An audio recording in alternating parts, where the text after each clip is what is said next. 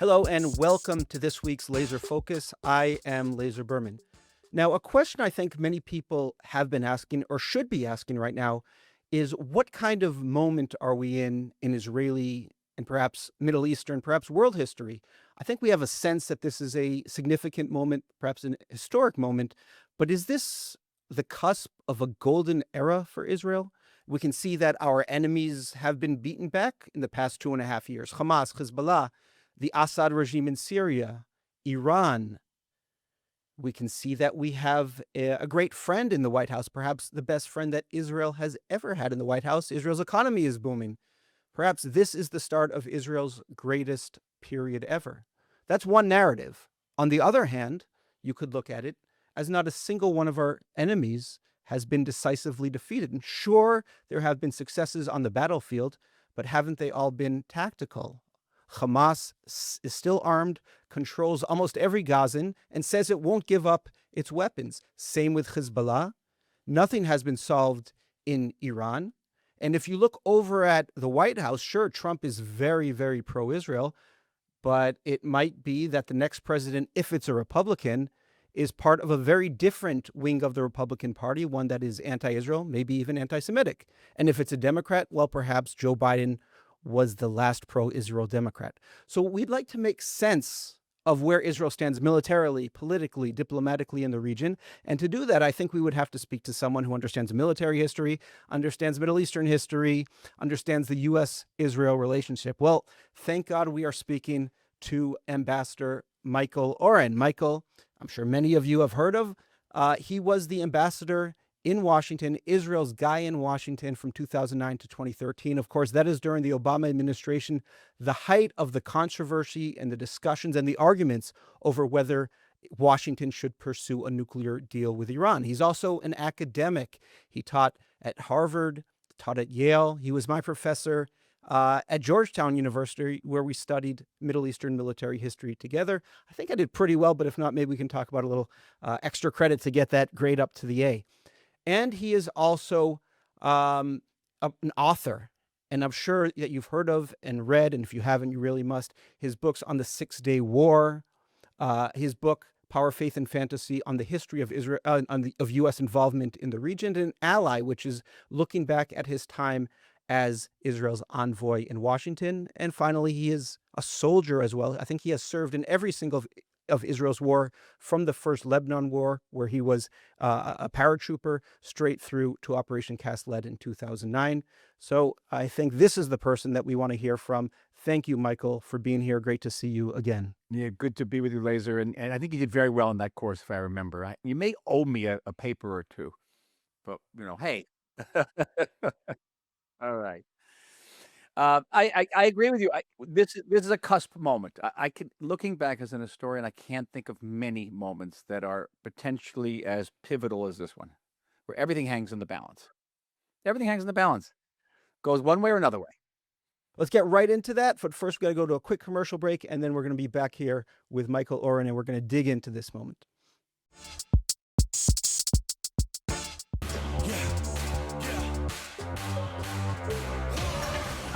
ביחד. מההתחלה. בשם השף נעשה ונצליח. אתם הטבחים חושבים שאתם מחזיקים את העולם בביצים. זה לא טוב לך מה שאתה עושה. מה אתה יודע מה טוב לי, מה לא טוב לי? סרוויס! לא יוצאת לי ממש. שקרן. מה את רוצה ממני? חי.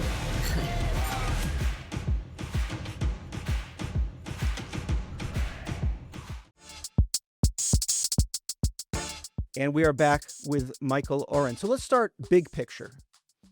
How do you think Israel is sitting right now vis-a-vis its threats? You've written on the Six-Day War, where afterward Israel probably, well, we know that it thought it was in a very advantageous position. 2 years later, it's facing the war of attrition, then, of course, the 73 war. So how do you assess where Israel stands right now versus the threats that it faces? I think we have to define what we mean by victory. In the context of the Israeli-Arab conflict, Israel-Palestinian conflict, Israel-Iran conflict, there's not in our conflict the Mount Suribachi moment where we have Israeli soldiers on the top of some mountain raising the Israeli flag, and that's it. That's victory. Israel wins the War of Independence, but at the end of the War of Independence, there's still in Egypt, there's still a Jordan, there's still a Syria. Israel wins the Six-Day War. A ditto, still a Syria. Syria, still a Jordan, still a Syria. Everyone at war with us. You can maybe debate whether the 1973 Yom Kippur War was a military victory. By military terms, it was an astonishing victory, but there was still an Egypt and still a Syria in a state of war with us. So it's not like the end of World War II, where Germany and Japan are decisively defeated and they no longer present that type of threat. Victory for us means something different. By any international military criteria, what transpired between 2023 and 2025 is one of the greatest military victories in modern history, perhaps in all history. And I can give you a very quick example. The closest example to what the IDF encountered in Gaza was the battles of Mosul and Fallujah in Iraq, Yes. 2004, 2017, where the U.S. military, no small group, encountered between 4,000 and 10,000 insurgents, as they were called, in cities that were almost completely deserted, with no more than, say, 4 miles of tunnels. In Gaza alone, the IDF encountered between 30 and 40,000 terrorists embedded in 2.2 million civilians who had very little latitude to move, with 500 kilometers of tunnels underneath. No army in history has ever remotely encountered anything like it. And that's just in one front of a 7-front war. Lebanon, 100,000 terrorists under arms with 200,000 rockets and missiles. Iran, the Houthis, the militias in Iraq and Syria, terrorists in Judea and Samaria, the West Bank, all at the same time. The Israel Air Force conducts hundreds of sorties, which are thousands of miles away, and does not lose a single airplane. The United States fighting the Houthis lost 3 airplanes, for example. So you look at just purely military criteria, Laser, there's nothing like it. Does that then mean that we win a diplomatic victory, a strategic victory?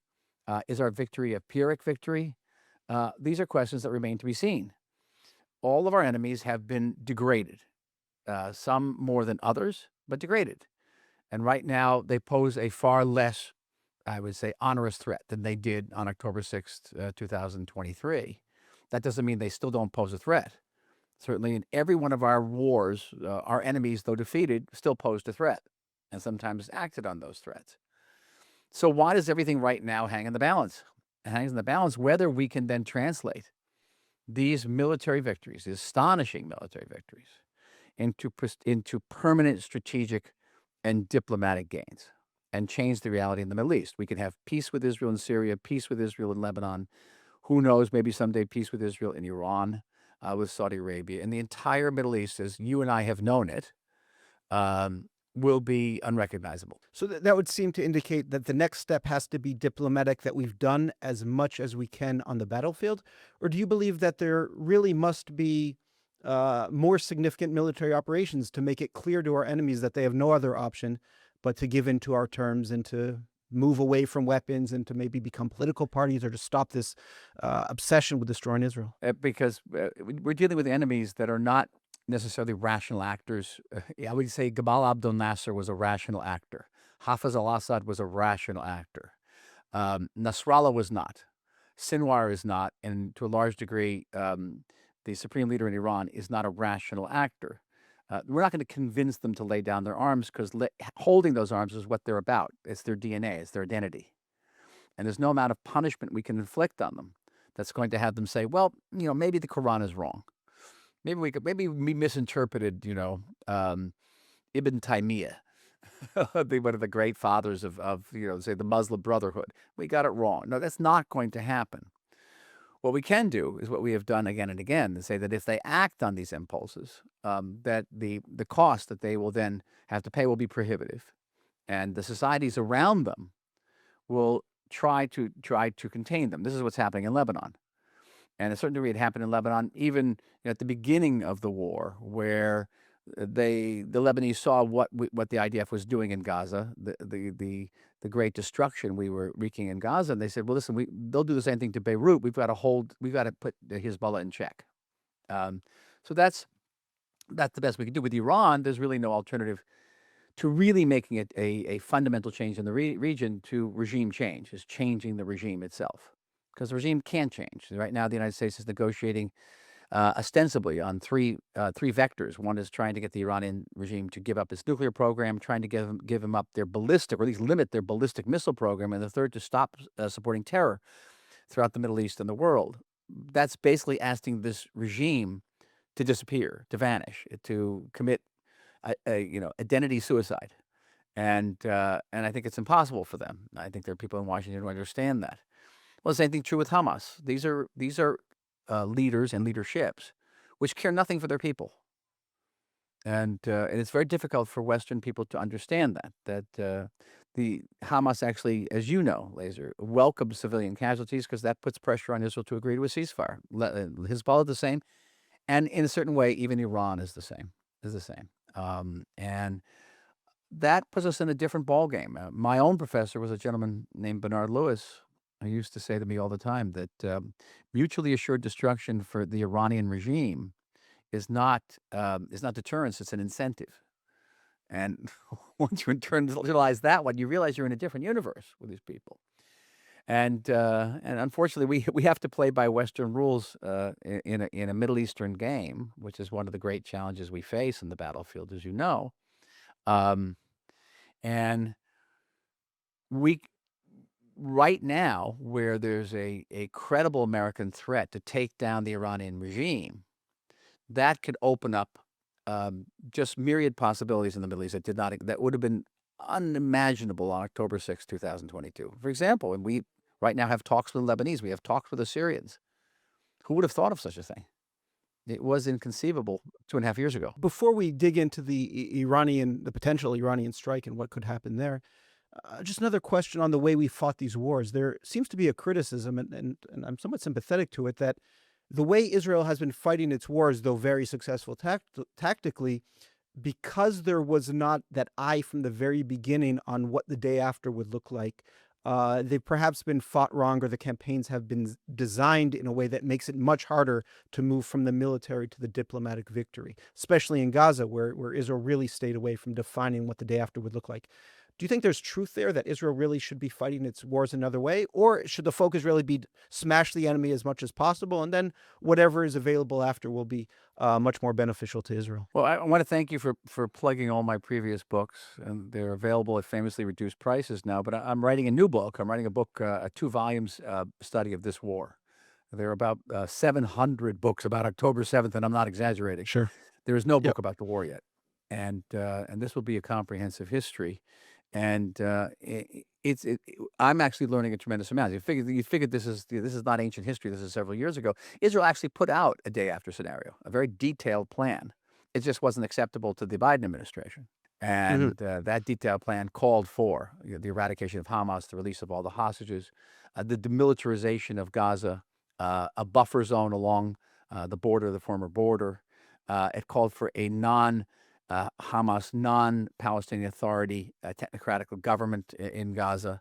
There was a day after. The Biden administration wanted the Palestinian Authority in Gaza. It wanted to see a two-state solution emerge out of this, which wasn't acceptable, not just to this Israeli government, it wasn't acceptable to the vast majority of Israelis. It's one of the curious aspects of Biden's diplomacy at the time, why they chose in the middle of the war to advance a formula that was not going to be acceptable not only to the Israelis, but also the Palestinians. The Palestinians also didn't want a two-state solution.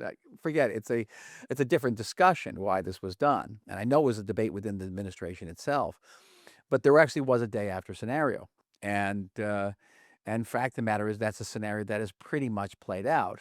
Now, I'm not a spokesman for the Netanyahu government. I haven't really been in touch with these people in many years, but I will say that I know the government was saying that to have a day after scenario before we have defeated Hamas and before we know what Gaza looks like is simply an intellectual exercise that has no connection whatsoever to reality on the ground. And it's like saying in 1942, 1943, well, we're going to have a day after scenario in Germany and Japan. We know exactly what Germany and Japan is going to look like after this war, in the middle of a war. And even toward the end of World War II, they had a hard time figuring out. It took a while for the Marshall Plan to come out. So I was less disturbed by that. And I don't quite subscribe to that notion that the absence of a day after scenario complicated our military situation. Our military situation was complicated by three major factors. One was the change of Hamas's tactics in Gaza from one of frontal confrontation of the IDF to guerrilla tactics, which were very similar to a situation that existed in World War II in Stalingrad and in Monte Cassino, where tremendous amount of damage was done to a urban infrastructure and created rubble, and that rubble then served to camouflage the enemy. And so IDF had to fight within all this rubble, and terrorists are disappearing into tunnels, showing up, firing an RPG, and disappearing again. So that was very difficult. Two was the presence of the hostages. And so the obvious thing we could have done, were there no hostages, would be to fill up all the tunnels with gasoline and throw in a match, and the war would have ended much, much quicker. But we couldn't do that because of the hostages. And thirdly was public opinion in the world, and to I think to a certain degree the constraints which the IDF puts on itself of limiting civilian damage and casualties at a time where we really couldn't move this population many places, many times over. Gaza is simply not that big. It's the size of greater Las Vegas or Denver. And you're moving 2.4 million people from place to place to place, trying to get them out of the way of getting out of harm's way, and it doesn't always succeed. And those three factors will hold up an army considerably. Notice what happened in Lebanon, where you didn't have those factors, and how quickly that campaign progressed. Well, there's also the intelligence side there, that over the course of the decade and a half before, Israel really committed significant intelligence assets to Lebanon and less so to Gaza. Although that changed throughout the war. You Changed throughout the war. saw that Israel's effectiveness improved. Now, I'd like to talk more about the potential Iran strikes. As we're talking, there's more and more reports coming out, more and more anticipation, but that an American strike, or perhaps a joint Israeli-U.S. strike, could really be imminent in the coming days, if not in coming weeks. What could a strike achieve? What should be targeted, you think? What would be most effective? Well, right now, as of today, there are reports that the Americans are going to strike within the next 48 hours. I could be wrong, but I think that's a little bit premature. America has to garner a sufficient military strength in the Persian Gulf. It's not there yet. It has one aircraft carrier. An aircraft carrier has about 90 planes on it. 70 of them are warplanes. That's 70 planes to cover a country that's bigger than France and Germany combined, with 90 million people in it. They've moved about 50 warplanes earlier yesterday to the area. You have strategic bombers, but there's another aircraft carrier, the Ford, en route to the Middle East, and it's going to take a while for it to get there. But most importantly, the United States not only have to build up offensive capabilities, it has to build up anti-missile capabilities. Here's the military historian for you again, Laser. In the year 2000, a U.S. warship was struck in Aden Harbor, the USS Cole, by a suicide speedboat, and killed a number of American soldiers, tremendous damage to the Cole. In 1982, during the Falklands War, the Argentinians fired a French-made Exocet missile that struck the HMS Sheffield, Britain's biggest warship, and basically knocked it out and killed British sailors. These warships are formidable. They're formidable war machines, but they can also be vulnerable. And Iran has thousands and thousands of drones, thousands of land-to-sea missiles. We saw what the Houthis did to the U.S. Navy, and how the difficulties the U.S. Navy had in fighting just the Houthis. And so you have to build up an immense amount of sea-to-air anti-missile assets in this area to protect the ships while they're fighting. And so it's going to take a bit more time, I would think. And meanwhile, the Iranians are being very smart in negotiations in Geneva. The Iranian foreign minister keeps on coming out and saying, well, everything's great. We had great conversations today. We're progressing. He's playing to the American base because he knows that there's very little support for an American kinetic action against Iran within the United States, that there's actually there's tremendous opposition even within the president's own party, within the MAGA group. People saying, you promised us America first, and here you are dealing with Ukraine and Venezuela, Gaza, now Iran. We can't even find Iran on a map. But why do we want to go to war against Iran? J.D. Vance said the other day, the Iranian people want to take down the government. That's their business, not ours. It's up to them. Up Yeah. to them. So they know this, the Iranians, and so they're playing for time. And they know that the president has a midterm election coming up, and the Republicans aren't doing well in the polls, and they're playing an American diplomatic game. So I don't know when this is going to happen. I do think it is going to happen. I think the Americans, the president has put his name, his reputation on the line. He doesn't want to go down in history as Obama too, the guy who drew a red line and didn't live up to it. Remember the red line in Syria, in the use of chemical weapons by the Assad regime. Obama didn't live up to that red line, and this is not Donald Trump. And at this point, the fallout from not acting would be greater than the fallout from acting. And so I think that we're on a sort of irreversible, ineluctable course toward that type of war. Okay, so what are the goals? I do not believe you can take down a regime by military means. The Iranians may well have concluded that they won last year's war. I know that's counterintuitive, considering the damage that was wrought by Israel and the United States. But Iranians may think that, hey, we stood up to the greatest superpower in the world. We didn't And caused give up. damage inside of Israel, for sure. It caused damage. And when we fired performatively at Qatar, Trump immediately called for a ceasefire and tied Israel's hands. That's their message, by the way. By the way, they actually derived a message from Gaza. The administration said they were going to take the guns away from Hamas, and they haven't. And so the regime may think, okay, they can cause us damage again, even a lot of damage. But like Hamas, the Iranian regime, in order to win, has only not to lose. And if the end they can come out of the rubble and go like this, is what they do in Gaza all the time, right? Then they've won. And they can continue to suppress their own population. They certainly have the means. They have millions of members of this organization called the Besiege. These thugs will go out and kill you for protests, and they did. So they must think, okay, we need to survive this, and we'll get through this. And all we have to do is hit one of these destroyers, or maybe hit an aircraft carrier, and the thing will change. All of a sudden, there's going to be efforts for a ceasefire, and we'll survive this thing. And we have to keep that in mind. The great hope, and I will couch this as a hope, of really affecting a regime change in Iran has to come from inside, has to come from the people, whether they will rise up again once they see that the regime has been weakened by American military action and perhaps by Israeli military action. They will not rally to the flag as what we thought might happen last summer. Israel's role in this is complex and different. Right? This is not a war of choice.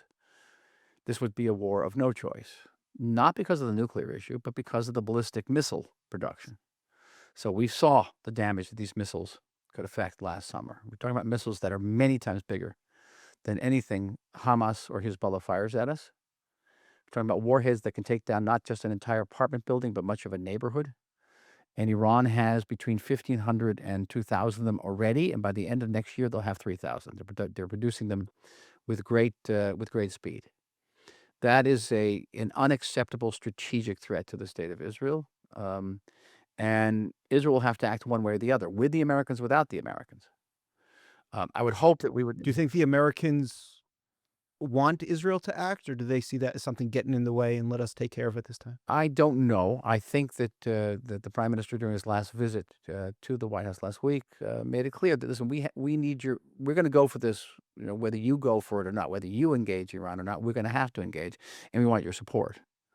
And I think we get that support. That support has to be logistical. It has to be diplomatic, what I call the diplomatic Iron Dome of, say, a veto in the Security Council. But it's also, most importantly, missile defense. That twice, in April of 2024 and October 2004, was very effective in taking down barrages of Iranian ballistic missiles that were fired at Israel. So we have to, that is extremely important. I think we're going to move anyway. I would advise against moving first, only because in the United States, as you know, the rising anti-Semitism and the claim that Jews drag America into unnecessary wars in the Middle East. It's one thing if we join afterward, not if we create a situation where the United States has the appearance of being dragged in. We don't want that. I'm an old fan of what I call the Dirty Harry approach, which is the old Clint Eastwood movie. And you remember what he said? He said, No, "Go I do not. ahead." I've never seen that He movie. said, you're so young. He said, "Go ahead," expletive. "Go ahead, pull the trigger, make my day." And so I say to the Iranians, pull the trigger, make our day. Fire one missile at us and see what happens. Now, I mentioned before, on an aircraft carrier, you got these 70 warplanes, but the number of warplanes in the arsenal of the IAF, the Israel Air Force, is classified. But I think we could be safe in saying it's well over 200. And that is a very formidable force indeed. So let's talk about, you alluded to American politics and how that might influence this and other foreign policy things. First, we'll go back to another quick break. While Israeli reservists were serving, the financial reality at home began to change. Salaries were reduced or lost, businesses were forced to pause, expenses continued to pile up. That's why Latet has created a dedicated relief fund for families of reservists facing financial hardship because of the war. Over the next 6 months, Latet will provide monthly food and hygiene assistance to help families regain stability and return to everyday life. These families stood for all of us. Now it's our time to stand with them. Donate today. And we are back with Michael Oren. So let's talk broadly about how you understand Trump's foreign policy in his second term. I think he's been much more active diplomatically and militarily than many expected, whether it's in Syria, Yemen, Iran, Venezuela. So how do you understand how his foreign policy is different than the previous term, and how he's looking at the world and his role in it? I think he's much more, as you said, much more robust, much more activist, much more willing to use military force even on a large scale.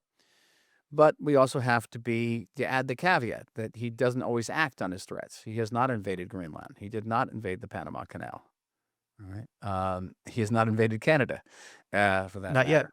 Not yet. So we don't know. And in Venezuela, he removed a dictator but kept his regime in place. So they're all different paradigms, possible outcomes we can point to. We don't know. In dealing with Mr. Trump, I'd love to be able to tell you, Laser, that he calls me on a half-hour basis and updates me on what his plans are. But that, alas, is not the case. So I always have to go, what we do know. What we do know is that America continues to build up massive forces in the Persian Gulf area. And that's incontrovertible. We know this is happening. We know that the chances of a negotiated agreement with the Iranians in Geneva or in Oman are close to negligible. We know this. We know that Iran, with its ballistic missile capabilities, poses a strategic, unbearable threat to the state of Israel. We know empirically that our Air Force can penetrate Iran's air defenses. I think Iran's air defenses at this point is kind of an oxymoron. And that we have great capabilities of striking. But there are things we don't know. We don't know whether Donald Trump may change his mind as he did with Greenland. I think it's unlikely, but it could be. We don't know whether in America's first strike against Iran, we can significantly eliminate the launcher capabilities of Iran. They may have 2,000 or 3,000 ballistic missiles, but they have a far lesser number of launchers. You hit the launchers, the missiles are useless. So the idea is to get those launchers very quick. Again, ancient history, 1991, during the first Gulf War, neither the United States nor Israel could locate Saddam Hussein's launchers in the Western Desert. Now, of course, we have advanced vastly since then, but so have the launchers and their ability to hide them. So it's going to be a challenge to find those launchers. We didn't find them all in the 12-day war, as you know. And that's going to be a huge variable here. We don't know. And then the day after, what government takes place? If this government falls, if the regime falls, what takes its place? Is it a more radical IRGC regime that says, hey, none of this would have happened if we had a nuclear weapon, if we had been North Korea, right? Never would have happened. Let's rush and get ourselves a nuclear weapon.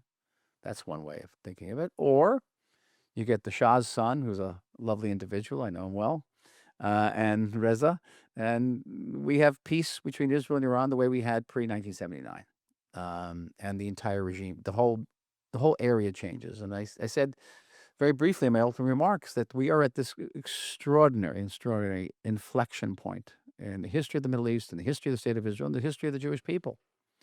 And should the situation evolve where Iran is transformed into a peaceful state, and we do have these peaceful relationships with our neighbors, then Israel will face the greatest challenges of its existence, which are not external, as you know, but internal. So let's talk about you alluded to the problems within the Republican Party. Obviously, within the Democratic Party, there's much to worry about as well. How concerned are you that Biden and Trump might be the last pro-Israel presidents from their parties? How worried are you about the status of AIPAC in American politics becoming somewhat toxic and very different than it has been? Or are these just kind of overblown? Worried about it all. No, it's not overblown. It's not. It's not that the next president may not be pro-Israel. Just may not be pro-Israel in the way we've understood pro-Israel to mean. Okay, and he could be pro-Israel in the way that Eisenhower was pro-Israel. Forget that we had presidents who had different attitudes toward Israel. H.W. Bush, for example. Okay, it hasn't always been Clinton and Trump. Has not always been. I seem to remember a guy named Jimmy Carter, somewhere along the line too. So good friend of Hamas. So there's been ups and downs, of vicissitudes in this relationship. But America's going through all sorts of processes over which we have no control, though we're often on the receiving end. Like, we didn't invent wokeism, we didn't invent intersectionality, we didn't even invent MAGA. But sometimes we're on the receiving end of these movements, and we have to acknowledge that America's changing, it's going through transformations, and we have to be versatile and agile. We have to diversify our foreign policy portfolio. We have to strike out and make new relationships, new alliances throughout the world, perhaps with India, and a new South. I just returned from South America last week. South America is going through all these transformations, becoming much more conservative, and has become more conservative, more pro-Israel. Watch. More religious as well, more evangelical. Very interesting what's happening in South America. So we have to be there to take advantage of this. There's not going to be any replacement for the United States as our ultimate ally. We're not going to have a superpower ally in China or in Russia, but the alliance may change. It may change. And as you know, I've been a longtime advocate of weaning ourselves of American military aid and entering into a partnership with the United States, a strategic partnership where we can bring to the table areas of defense which are our expertise: the cyber defense, laser defense now, intelligence, AI. And this is where we should be with the United States, in a different relationship, and it's good. I think it's healthy. And I'm on one hand, I'm worried. I'm worried about America's standing in the world generally. I'm worried about internal situations of American Jews, anti-Semitism in the United States. But I'm actually optimistic about the future of the U.S.'s relationship if we can make these changes. And I think they have to come from our side. Do you think Netanyahu's stated desire to, within 10 years, be totally off of U.S. aid and really transform that into a partnership? Is that realistic? And would the U.S. allow that? Because they'll certainly lose a lot of leverage over Israel. True. And many people in Congress like the fact that they can vote for aid so they can go back to their constituents and say, look what I did for Israel. I understand all that, but it should change. My own critique of Netanyahu's plan is that I think 10 years is too long. And we should also be realistic. No country is ever totally independent in terms of military, certainly in terms of ordnance. We can make our own tank shells, we can make our own artillery shells, but we're still going to be dependent on other countries for tiny parts in the F-35. Always going to have to be that. And you just want to be able to limit your vulnerability by ensuring that countries that have boycotted us in the past will not be able to sell to us in the future. That's an iron rule, because they're not dependable. But to the greatest degree possible, yes, we should be independent. And not just independent, we should be producers, because you usually can't produce your own shells for your own purposes. You have to sell them abroad as well. And we've done that. I've just come back from Colombia, and every soldier I see in the street is carrying a Galil rifle. So, still. And oh, God. Yeah, right. That was my old gun. Good gun. Yeah. So we have to be able to export these things as well. We do. Matter of fact, NATO just is now, big chunks of NATO are now buying the torch system, the trophy system for anti-tank for tank protection. The torch system, in Hebrew it's called raincoat. I get them mixed up sometimes.